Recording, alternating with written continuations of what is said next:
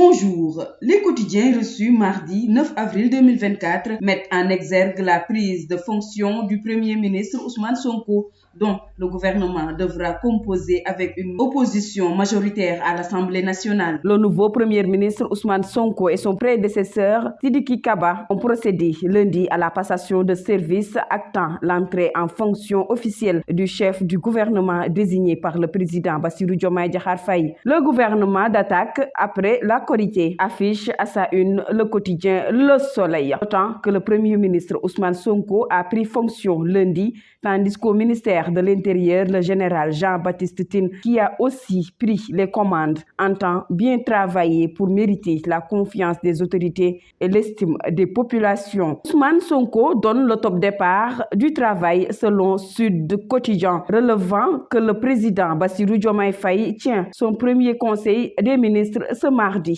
Le quotidien Vox Populi signale qu'une semaine après la passation de service du président Bassirou Diomaye Diakhar Faye, le nouveau pouvoir prend ses marques. Sonko veut des ministères opérationnels immédiatement après la Korité, indique Besbi Le Jour, qui écrit le top départ pour le nouveau Premier ministre qui a pris fonction hier. Ousmane Sonko a salué la qualité des documents de passation que Sidiki Kaba lui a remis et espère un démarrage effectif du nouveau gouvernement après la Korité. C'est le mode fast-track, le gouvernement du nouveau président Bassirou Diomaye Faye que dirige le Premier ministre Ousmane Sonko veut aller vite et très bien. Son objectif, faire des résultats pour répondre aux préoccupations des Sénégalais, écrit l'Observateur. Le quotidien enquête met en exergue le grand défi auquel fait face le nouveau régime qui ne dispose pas d'une majorité à l'Assemblée nationale. Après sa brillante victoire au premier tour de l'élection présidentielle,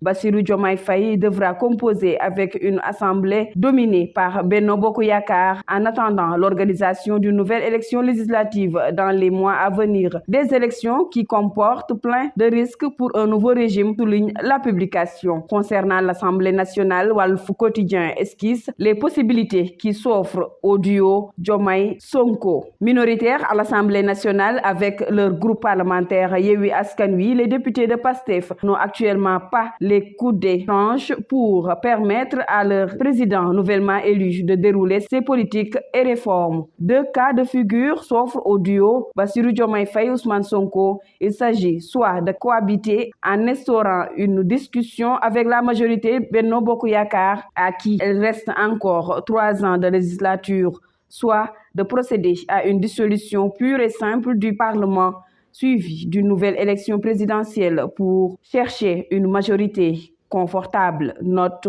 le quotidien Walfadjri. C'en est tout pour votre revue du jour. Excellente journée